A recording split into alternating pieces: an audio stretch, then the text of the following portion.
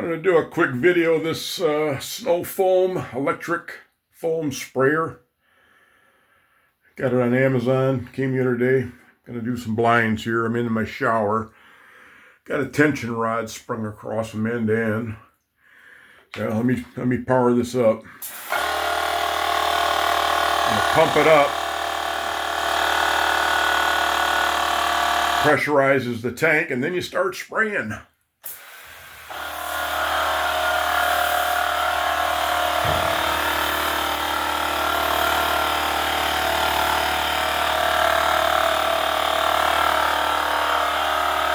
Just like spray painting a car, no big deal. And that's it. What I have in here is simple green and some water mixed, like a half and half mix. Now I'm going to let that sit on here and soak about 10 minutes or so.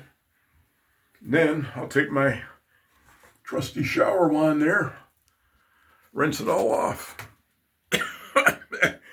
Yeah, chemicals are pretty strong. Anyway, thought I'd give you an idea there. Cool.